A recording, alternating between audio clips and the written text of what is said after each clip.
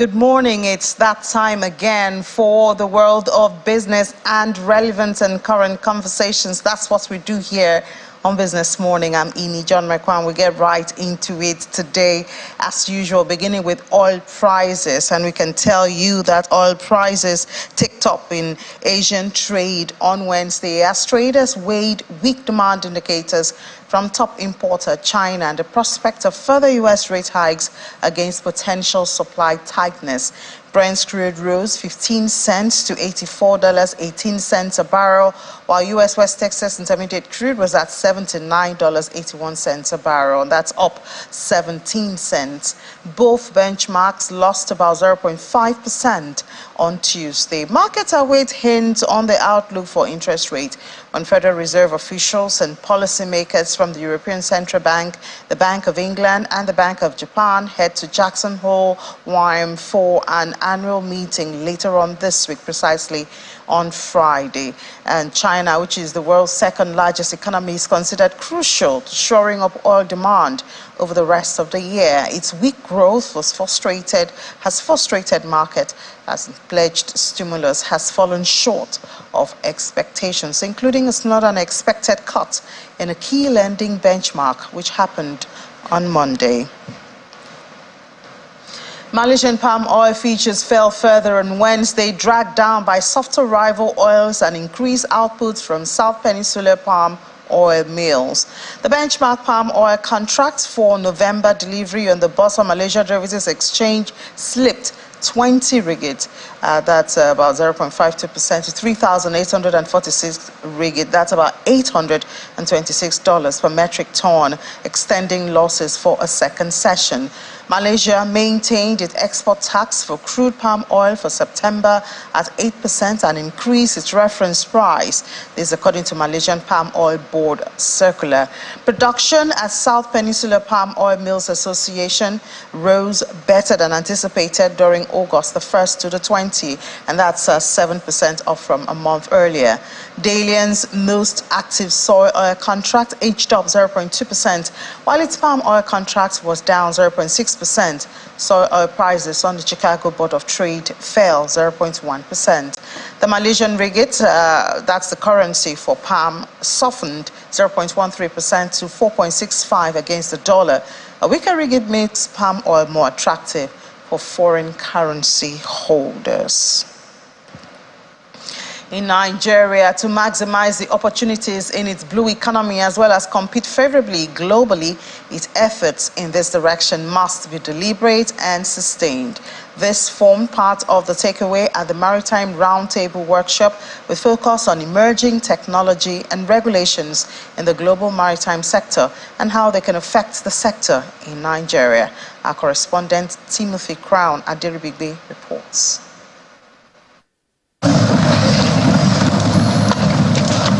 There's no doubt that technology is changing how everything is done and, of course, dictating the future of things. It is in planning for that future and ensuring that Nigeria is not left behind that experts in the maritime industry are coming together to brainstorm on developing the Nigerian maritime sector. We can co-create and shape a better future for the Nigerian maritime industry.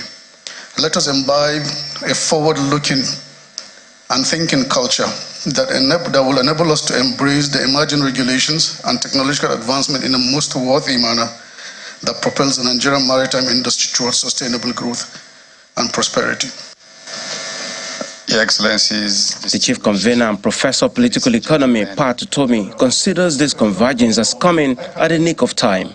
I have argued that these unemployment problems we have, all of these, just the maritime can provide us twice as many jobs as we need in this country. So why can policymakers see something so obvious? We need to ask ourselves what the problem is.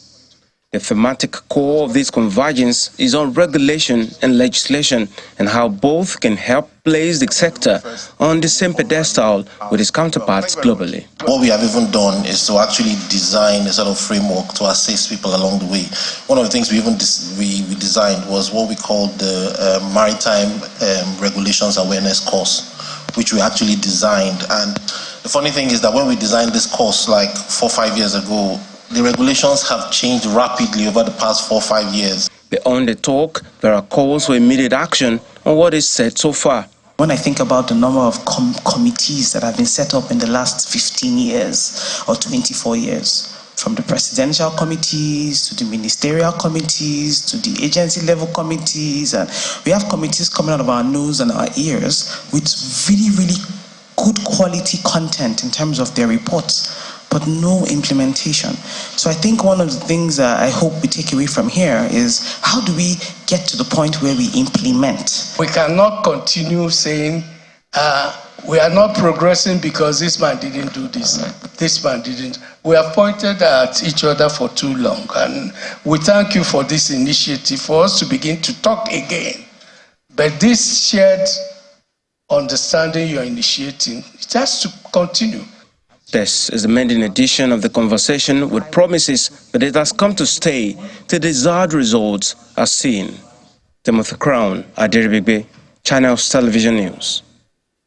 Well, marine and blue economy is getting a lot of attention at this time thanks to President Bola Tinubu's move to create a ministry for it. So, of course, we expect to hear more news, more movement, and more progress from that sector in the coming days. Now, let's go to the Securities and Exchange Commission, which is set to hold the second Capital Market Committee meeting in 2023. The meeting starts tomorrow, the 24th, and ends on 25th August, the 25th, that's on Friday. Implementation of the revised Capital Market Master Plan, FinTech, and Commodities Trading Ecosystem Roadmap, as well as other matters relating to the capital markets and economy, on some of the areas that the meeting will focus on. To tell us more about this in preparation for that, we have Dr. K. Umeano. He's the Chief Economist, Securities and Exchange Commission. Joins us from Accra, Ghana this time. Thank you so much, Dr. Umeano, and welcome to the program. Good morning, Amy. Thank you for having me. So again, you're having this second meeting. I must ask, what are some of the implemented actions from the first meeting? Oh, thank you, Amy. As you know, and you rightly said, we are implementing aspects of the Capital Market Master Plan. We have started to do a lot in the area of non-interest capital markets, in the commodities market. If you look at the numbers coming out of our market now, you will see that there's a big jump in activity in those two areas. You can also see that we are sort of weathering the storm. You can see the market has returned about 27%, the equities market has returned about 27% already this year. And all these are, owing to all the efforts being made by capital market participants, the SEC and other people in the market towards making the market better. We've also set up rules around crowdfunding, making it easy for SMEs to, join the market. So we are seeing a bit of activity there. We also have our two derivatives exchanges now, the CCPs, trading derivatives. So there's a lot that has happened between April and now. So we're meeting tomorrow and Friday to, count what has happened and forge the way forward, especially in this new, with this new administration, this new dispensation. We've also had some activities, and I see it's one of your conversations for the meeting on the Commodities Exchange. Now we have the Lagos State Commodities Exchange, we have AFEX, at least we know those two. How active are they, and how easy or difficult is access in and out of this exchange? Thank you, Ini. That's a good question. The commodities part of our market is actually becoming more active by the day. It's growing. You named a couple of exchanges, but we have a total of 5 exchanges in that area, all doing different kinds of things. We have the LCFE that you talked about, trading gold and planning crude oil futures. We have the FX doing a lot of, agricultural products, and solid minerals, which, by the way, is an area where Nigeria needs to really focus. So it's coming to the question of access is very easy. These firms have programs that target investors. They have, just get on their websites, you'll see how to subscribe, to trade on those exchanges. They've made it quite easy. They have apps that help you to access. So I call on Nigerians to really, really take a look at that commodities part of the market. It helps to, diversify from what you already have, and it's a growth area. So I hear about that, the investors part, because a lot of Nigerians who would even know to invest in the commodities exchange are enlightened, maybe stay in the urban areas. What about the suppliers of the commodities, like the farmers, the communities where this gold and other commodities are? How involved are they? I mean, what's the link? We know that, a lot of them are still in the rural areas and need a lot of help when it comes to all this websites and all of that. Ini, that's the interesting part. The commodities part of the market is touching the rural areas even more than the traditional equities and bond part.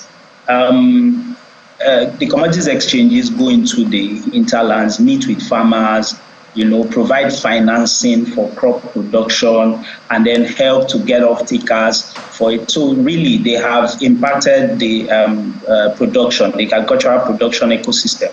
They're also going to be supporting mining of minerals, of the solid minerals. So I would say that they are even more in touch with the rural dwellers, the rural part of our economy, than even the traditional markets we have known. So that's ongoing, and that's why the SEC is supporting them.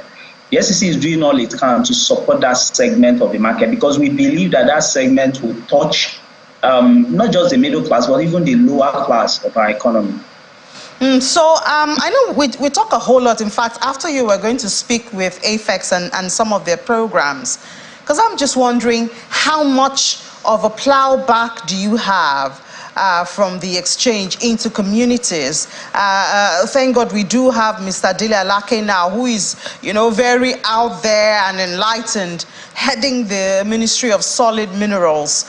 And then when it comes to agriculture, we still have a whole lot of farmers who need help financially, who need enlightenment. I'm thinking, how much of an impact, apart from just making profit, getting their supplies, do these exchanges plow back into the source that gives them the commodities? Thank you, Ini. Remember that what the exchange does is to facilitate that exchange from the producer to the final user. So the exchange provides a platform that brings these two parties together. And that platform is very, very important. Because one thing is to produce, another thing is to get it to whoever will buy it or use it. So what the exchange does is to attract capital from investors and pass on that capital to the source of production. That's the farmers, the miners, and other people like that, so that they can produce. So in doing that, they're already plowing back. They're already putting back a lot of resources into production. So, and this is the way to go. In every market, in the news we're reading just before this interview, you talked about the Malaysian palm market. And this is exactly the model. You have the exchanges there attracting capital, attracting funding from investors, and passing on this funding to production, raising the production, making things that were not possible, and then creating wealth. And everybody is happy, the producer, the exchange, and the investor. So that's what the exchange is doing. So the job of the exchange, what they wake up to do every day is to plow back, is to put in that money into production.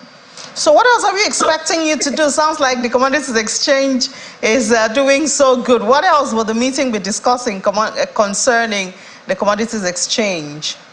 The meeting will be discussing how the capital market will work with this administration to change the laws of Nigeria. We know that our budget cannot fund our infrastructure gap, cannot bridge our infrastructure gap, and we believe that the capital market is well positioned to do this. We are positioning the market to be able to provide the much needed infrastructure we need for our government, for our country to move forward. Really, for our economy to develop, there are some basic infrastructure we need on ground. We need to work. And the capital market is positioned to do that. So this meeting would be discussing how we can present the capital market as one of the areas, or if not the most viable area through which government can achieve its objectives. Secondly, we are hoping that the capital market will be used as we discuss the sale of national assets like the NNPC and all that. We are hoping that the capital market will be used because we believe that disposal of these assets through the capital market, it helps everyone. You know, it makes Nigerians to own these things that belong to Nigeria. It gives Nigerians a sense of ownership. It provides capital for development, provides capital for growth. So we know that the capital market is positioned for this, and we are going to meet and talk about how we can, you know, harness this opportunity that the capital market, present it to the government, present it to all the stakeholders, and let the capital market, you know, contribute in the way it's supposed to. And let me give you an example. Today, the capital market is about 37% of the GDP of Nigeria. Compare that to South Africa, over 300%. We are looking at where the capital market will grow and contribute so much so that maybe in the next 5 years, we're at 100%. And the capital market is really able to take the position it's supposed to take in an economy like ours. Interesting. And I also see as part of your agenda, fintech. What's the capital market doing with fintech? Okay, for fintech, we see it as a growth area. I must tell you that fintech makes everything more efficient. You know, be it payments, be it funds like we have in the market, be it trade, you know, and investment in bonds, in equities, in derivatives. Fintech makes everything easier. So we have embraced it. We have set up programs within the SEC to encourage it because we believe that it's a new frontier. We also are using fintech as a way to change the demography of participants in the market. Presently, the demography is quite gray. We have a very old, about 50. That's the average age of the investor we have now in the market. But we think that the young people can be brought in through fintech. Many of them don't yet understand that the capital market provides opportunity for wealth creation over time. So these are things we want to do with fintech. And that's why we have set up special programs for fintech. We have set up a fintech and innovation office to guide any fintech that wants to operate in the market. We have set up rules, several rules, you know, to make it easy for fintechs to operate in our market. I wonder if the SEC has a new stance on cryptocurrency. Okay, what we have is already on our website. We have rules around, we call them digital assets, But, when it comes to currencies, let's remember that in blockchain technology, there are a lot of uses. Currency, money is just a part of it. Remember also that the central bank has not supported it. So we stand with the central bank on that, but we have made rules for anyone who wants to engage in things around blockchain technology. And these rules are not restrictive, they are open, and we are ready to explain to anybody who has a project that wants to, do that project through using blockchain technology. That's why we have that FinTech and Innovation Office. All right, so before we let you go, Dr. Manu, Nigerians a lot of times have lost interest in the meetings and the gatherings because we have more talks than words. We have more policies than implementation. So how can SEC gain more trust or attention of Nigerians to assure us that this meeting is not just a meeting of talks, but will end up with implementation? You can see that our previous meetings have yielded fruit. Just take a look at our market today. 27% so far this year. The bond market, 7%. The commodities market doing well. So our meetings are not just talk shops. We meet, we decide things, and we implement them.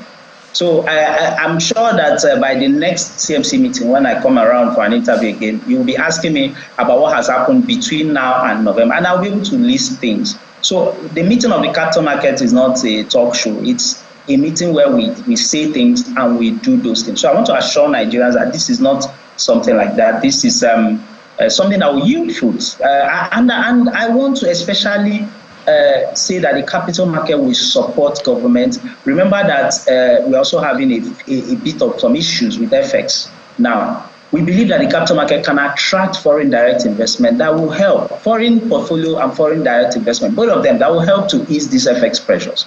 So we believe that the capital market will provide part of the solution that is needed to the problem we have. So our meetings are not just talk shop. We talk, we plan, we implement, and there are results to show. Yeah, well, you know that if there's anything predictable about me, I will ask you the implementation from this meeting. Well, thank you so much for your time, Chief Economist of Securities and Exchange Commission, Dr. Umenu. And have a great meeting. Thank you. All right, certainly those numbers that Dr. Umenu mentioned, Anyete Edet will give an elaborate version during the market segment. But for now, we talked about FX and commodities trading on the exchange. You know them, they will be here after this break.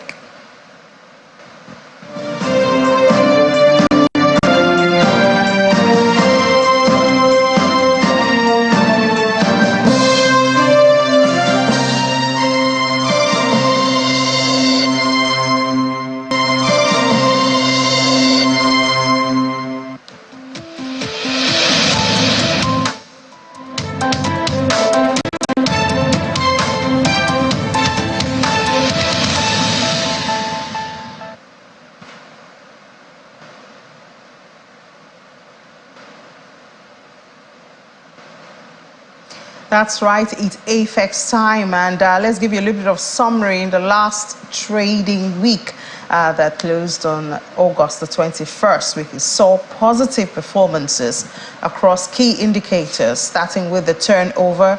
Turnover was up by 2.49%, closing the week at 16.94 billion naira, and it went from 6.80 billion naira, big jump there for investors.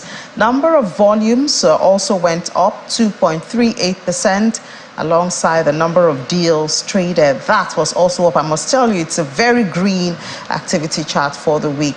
It went up by 15.52%, closing at 201 when it closed previously at 174 in the last trading week. The AFEX Commodity Index was up also 7.86%. AFEX Export Index was up marginally this time, 0.09%, closing the week at 229.25 from 229.05 in the last trading week. A lot of movement there. The volume of contracts traded saw an increase also in volume across maize, soybean, and cashew. And there you have it, a green and very profitable activity chart. So let's look at the crops now, the price for the crops, starting with maize right there. It was up more than 25%. That's about almost 91 naira. Imagine gaining that in 1 week. And then for paddy rice, also about the same, almost 91 naira to close at 459 naira 9 kobo. So if you had invested in paddy rice, you'd have gotten that. Now, if you are interested in cocoa, 5 naira 94 kobo is what was added for the week, 0.31%, closed at 1,897 naira 76 kobo for a kilogram. Cashew nut gained 3 naira 52 kobo, that's about 0.67%, to close at 527 naira 79 kobo. For cashew nut. Soybeans, however, was on the flip side. It dropped 3.49%. That's 13 naira 15 kobo to close at 363 naira 74 kobo for a kilogram.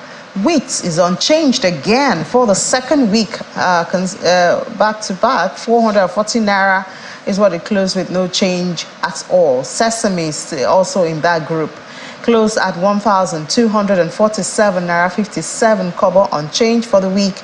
Ginger also 989 naira 83 kobo unchanged for the week, ended August the 23rd. Sorghum falls into the same category, 300 naira for a kilogram after its price remained unchanged on August 23rd. So there you have it for the price movement. Imagine if you had invested in any of those crops. You would have made some money within a week.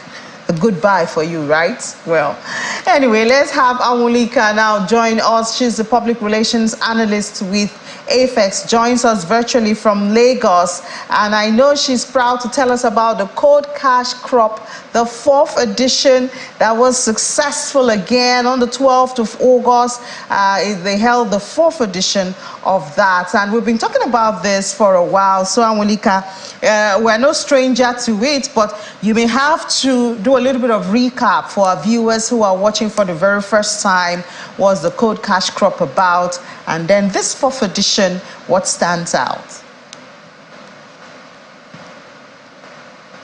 I think you should unmute, Anwulika. I cannot hear you. Yes, thank you very much for having me. Good to have you. It's great to be here again. So just like you mentioned, we had the 4th edition of Code Cash Crop, the grand finale, which happened on the 12th of August at Landmark Event Center, Victoria Island. And, you know, the grand finale is sort of like a culmination of everything that we had been working on since the beginning of the year. That is like the Ag Hackathon and the eventual conversations that we had at the grand finale on scaling market-led solutions. Now, speaking to the grand finale, where we saw 6 finalists across Nigeria and Kenya come to compete for a grand total of $18,000, we eventually got 3 winners, yes, 2 from Kenya and 1 from Nigeria. So the winner, that's FAMCI Nigeria and Yakubu Temitokwe, worked on the data and extension challenge, and he plans to build an extensive database of agricultural information that can be accessed via mobile USSD app and a WhatsApp chat box. Essentially, what his solution aims to do is to help farmers make better decisions about their crops. Moving on to the first runner-up, which is Nche by the Kenyan Michael Munavu. He worked on the extension challenge, and on his end, his solution focused on providing farmers with information on the best crops to grow in different locations, how to grow them, and also providing these individuals market intelligence and access to markets. And then finally, but not least, the second runner-up, Silo Africa by Elliot Rogers, leveraged Internet of Things to help farmers improve the shelf life of their grains, reduce wastage while pushing women and youth into the aggregation space. So essentially, he is also helping farmers make informed decisions about grain storage, improving yields, reducing food wastage, and all of that. So these were the eventual winners at the grand finale of Code Cash Crop, which was incredibly interesting. Yeah, well, I have to say congratulations to AFEX once again. And I know for our viewers back there, they're going to be like, oh, I missed out of this. But I think AFEX, they're going to have a 5th edition, which Anwulika will tell us before we finish this conversation. But first, you've told us about the winners and all of that. Take us through the criteria for the event. What did you look out for? So those who want to join in for the 5th edition can prepare themselves on what they need to do or put together as they're coming in. Okay, so the themes for each year vary, right? So for this year, we focused on scaling market-led solutions, which was aimed at having conversations and solutions that address the market needs where they are. Right, and so the priority for the judges for the Ag Hackathon was first off judging solutions that were feasible, in the sense that do they match or follow up with the theme that we set out to achieve this year? Can they meet the needs of the market at the point that they are at? And then moving on beyond that was checking for profitability and scalability of these solutions. So after all that was said and done, the 3 guys that I mentioned earlier came out on top. All right, so for you or for AFEX, what are some of the takeaway, the high points from the 4th edition of Code Cash Crop? Okay. So the Ag Hackathon, first off, watching how passionate these guys, these finalists were about, transforming the agriculture sector in their own little way. It was really great for us seeing the passion, that these guys brought to the stage, and also the types of conversations that we had, the panel sessions, like I mentioned. We had about 3 panel sessions, and they were incredibly insightful. We had seasoned experts such as Professor Yinka David West, who is the Associate Dean of Lagos Business School, and a couple of others gave us really insightful knowledge and pieces really on some of the fundamentals of scaling innovation, the importance of sustainability in today's work climate, and all of that. So those were really high points for us this year at Code Cash Crop. Great. And I wonder if you have the theme for next year's own, that's the 5th edition. Do you have it yet? When is it open? When can people check? How do they go into it?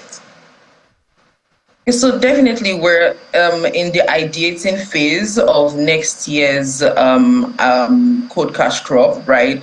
This year we had the first Pan-African Ag Hackathon, first Pan-African event where we opened to Kenya. So definitely next year we're looking to scale beyond that and add, a couple more African countries into the mix. So I just implore everyone to stay tuned to AFEX and some of our announcements that would come going forward regarding Code Cash Crop. Yeah, and I guess they can go to your website and all of that? Definitely at africaexchange.com to stay tuned to more updates on our end. Yeah, but they should also remember that the competition is getting stiffer and stiffer.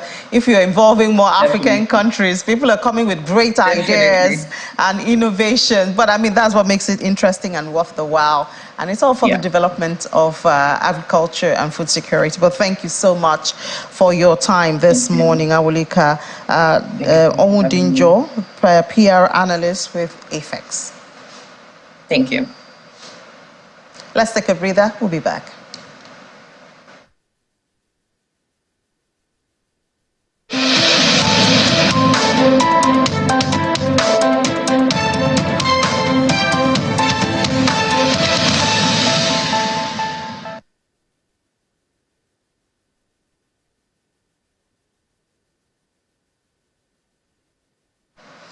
From the commodities market to the money market with Anete Edets. Anete, good morning. Good morning, Eni. Well, another green day for the equities market. It's a good one. I mean, trying to get back what we lost last week. Last week was a very red week. You call it a bloody, almost bloody week for the market. Yeah, because we only had one slight recovery on Friday. Just a mild one. Yeah. But most likely, we expect that this green will continue. But I'm not going to dwell on the equities market for today. We'll do that for tomorrow. But this time is for the fixed income market. But first, let's review the equities market. Take a look at your board there. Another green day for the market. Today is midweek trading session, but for Tuesday trading session, we were up by more than 400 basis points. But in percentage term, that's 0.44% increase on the all-share index, and still very much comfortable in the 65,000 level, which it had lost at some point, but now making its comeback. And this is thanks to the consumer goods segment of the market. And of course, we added 158 billion naira. In terms of month-to-date performance, we're up by 1.8%, and year-to-date still climbing up at 27.64%. Let's look at the other side of the market. Now, the sectoral performance was largely driven, like I mentioned earlier, 3.8% gain on the consumer goods sector, and then, of course, supported by other counters of the 5 key counters of the market, the likes of Boa Foods, as well as some other consumer goods components, were the major reason why this market was up. But we saw the share price of MTN rather, being the most traded in terms of value, while Transcorp was the most traded by volume, with 36.8 million units traded. Now let's look at the activity chart. Quite an impressive, in contrast to what you had on Monday, 26.7% increase in terms of the volume of transactions carried out there. And also for the value, we also saw a much increase, and as well as the deals for the market. Now we have an August visitor for the market, the NASD OTC market we've not really talked about for some time. But now the NASD OTC market, it was up by 0.11%. Take a look at your board there where we have it. We saw the NASD OTC index increasing by 0.11%. And then the volume there was up by more than 1,182%. Value was also up by, value was down by 8.07% on that market. But now let's talk about the fixed income market, where we saw bullish performance for the treasury bills market. Across the curve, average yield that contracted by 11 basis points to 8.3%, while for the bonds market, it was another bearish day. But to give us more details about that market, let's talk to Favour Agbamuche, fixed income dealer at Providence Bank. Give us more details on that market. Thank you for joining us, Favour. Thank you for having me. Okay, yeah, I know now you traders, you're anticipating the central bank's primary market auction, which is expected to roll over some maturities across the 91-day, the 182-day, and the 364-day paper. So now what are we to expect at this primary market auction being carried out today? Okay, so looking at market liquidity yesterday, that was already in negative of about 121 billion. Today, market is anticipating that rates are going to print higher, despite the fact that there's going to be a maturity. There are going to be coupon inflows into the system about 101 billion. We still see market bids today, especially on the long end. People are bidding at between 13 to 15%. So we expect to see that rates will go higher despite this, and despite the fact that we have seen that FAC has met, and then about 49% of the 966 billion that is going to be coming in will flow into the system. This hasn't changed. This didn't change market sentiment as at today, as we still expect that rates are going to print higher as at close of auction.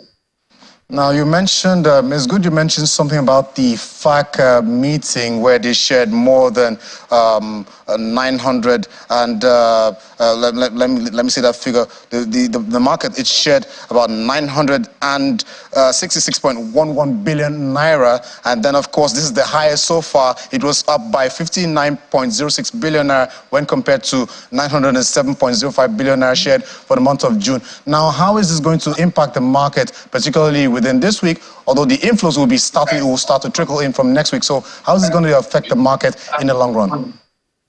Okay, so as of today, we have not seen any impacts as regards the rates that people are bidding at the NCB auction.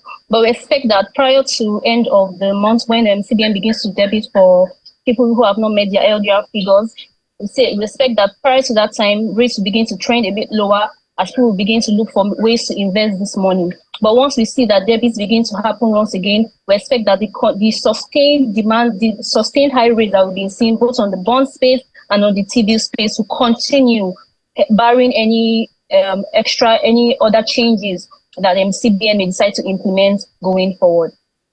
Now, okay, so now before I let you go, Favour, so what instruments will be most attractive for investors, particularly where I see that the bonds market has been bearish for some time now. No thanks to last week we saw the inflation figure rising higher, and then the treasury bills is gaining more traction. So what would be your advice for an intriguing an investor wanting to put his money in the markets? Okay, so currently we are also seeing investors looking towards investing in the one-year paper, because we are seeing if a one-year paper actually prints today at a 14%, it's a better investment than locking your money in a 2053 that is at 15%. So a 1 year 14, a 20-30-year bond at a 15%. The difference is not so much.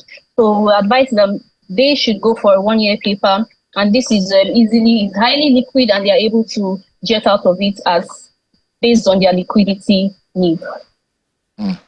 Okay, so thank you, Favour, for that analysis, of course, and for your advisory. Like they'd always say, consult your financial advisor, and for the equities market, your stockbroker before making your investment decision. So thank you for that. Thank you so much. Thank you. Okay, so that was Favour Agbamuche, fixed income dealer at Providence Bank. So, I don't know what your preference for the market is. I'd always ask you for that. Okay. Well, I'll tell you after the program. Okay. Right. Thank you so much, Aniche. All right, now let's head to London, where somebody has a fine of about £5.1 million.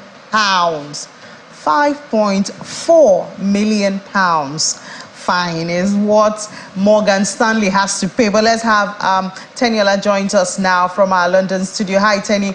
Good morning. Well, Ofgem is being kind of harsh here, but anyway, before I say that, I need to know why, and I know you fill us in on what this is about, that they have to pay £5.4 million in a time of crisis of cost of living and all of that. I don't know where they'll get this much money from. Yeah, Annie, it's another gift from Brexit, I guess. So this fine is in line with an EU regulation that was transferred to the UK law after it left the EU. So it's actually the first time it's been handed out in the country. It's known as the Remit Enforcement Regulations, and is essentially, meant to safeguard market transparency and integrity while preventing market manipulation and insider trading. Well, employers are required now to hold on to all communications and hand them to Ofgem should the regulator request it. But in this case, Morgan Stanley traders who were buying and selling energy used their private WhatsApp accounts to discuss discussions between January 2018 and March 2020. So it meant that, Morgan Stanley was unable to supply these conversations to Ofgem when asked to do so, which sparked the investigation in 2021. During the probe, Ofgem revealed that the company did have the policy in place as required to prohibit the use of WhatsApp for trading communications. But at the end, the regulator ruled that no sufficient steps were taken to ensure adherence to the policies and regulatory requirements. And Ini, you're talking about 5.5, but the initial fine was actually meant to be 7.7 million. But Ofgem said this was reduced due to the company's compliance. But I think in all, it's a tempting mistake, but the fine sends a strong message to market participants. Tanya, I wonder what will happen to the employees who are actually at fault here, if it will be passed to them, if Morgan Stanley will pass it on to them, or they will just take it up. You know what I'm saying? I'm not sure, but, I don't think it's something they can pay by themselves. So I don't think that's happening. All right, then we see Halifax giving a little bit of good news. I don't know if it's really good news. They say that housing is more affordable now than a year ago. Yes, it's a bit of an interesting one, Inni, because according to Halifax, the cost of a typical UK home is 6.7 times average earnings, which is down from a peak of 7.3 seen last year, which was, a record level. On paper, this is good news because it means house prices are more within reach for people, especially first-time buyers. But when you factor in the cost of borrowing money to buy a property, paying for a home has become much more expensive. Halifax says a single mortgage holder is now paying more than a third, about 35% of their average full-time salary on repaying their home loan, up from 30% a year ago. So this has cancelled any benefit, with mortgage costs skyrocketing and recently hitting a 15-year high on the back of interest rate rises. And, more of that likely to come to bring inflation down. So while housing affordability is improved, a typical home is still less affordable than it was near the start of the pandemic. So it's kind of like a double-edged sword at this point, Inni. Yeah, I expected you to say that, because even I was shocked when I saw the story saying that houses are more affordable with all of the interest rate hike and what it's doing to mortgage payment and all of that. But thank you so much, Teniola. We'll talk to you at 1:30 again. Speak to you then, Inni. All right, it's time for crypto now, and we see a little bit of relief, very slight, and not even less than marginal relief. That's what we see on the board there. We see Bitcoin is in the green, but if you look at the number, you know it's not yet time to take a break at 0.06% increase because we are not even up to 27,000. Perhaps those who have been trying to get into Bitcoin might find this an interesting time. Ethereum is still down, is still in the red, 1.42% down at 1,639.93, and a whole lot of red here, but at least it's better than, was it yesterday or 2 days ago? We still have touch and splash of green. But let's look at the numbers very well now. Let's see. Okay, let's look at the index. Do we have the index to see where that is there? 37. We're still doing our 30s. Unfortunately, not even up to. We're not neutral this time. Everybody is afraid of getting to the market, afraid of taking decisions at 37 index point. Now let's look at those numbers. There you have it. The Bitcoin price, we see the Ethereum is down there. BNB gained a bit from yesterday, 2.59. Cardano also is, well, the usual, down 0.30% as an XRP is recovered a little bit. Let's just stay here while we bring in Franklin to help us understand some of those movements in the market. Hi, Franklin. Good morning. Franklin Peters is the Chief Executive Officer of Boundless Pay. Franklin, good morning. Hi, good morning. Yeah, so I don't think we can celebrate when we look at the price of Bitcoin. So even though it's recovered just a little bit, 0.1, it's not even up to 27,000 yet. And then we see like XRP, I know it looks better than yesterday this time. XRP is also up and BNB, but what's really going on in the market? All right, so every 4 years, the market goes through what we call different cycles.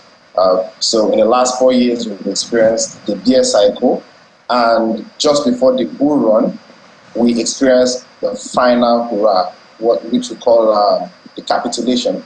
And after the capitulation, the market now starts moving up. So what we saw a couple of days ago is the final capitulation. It's still moving downwards, right? So even though while that happens, you may see a few relief, the market may go up a little bit, but the fear, according to the index that you just showed a few seconds ago, the fear is still high. People are not yet comfortable with getting into the market. So don't be carried away with the small greens. We may still see BTC below 25,000, right?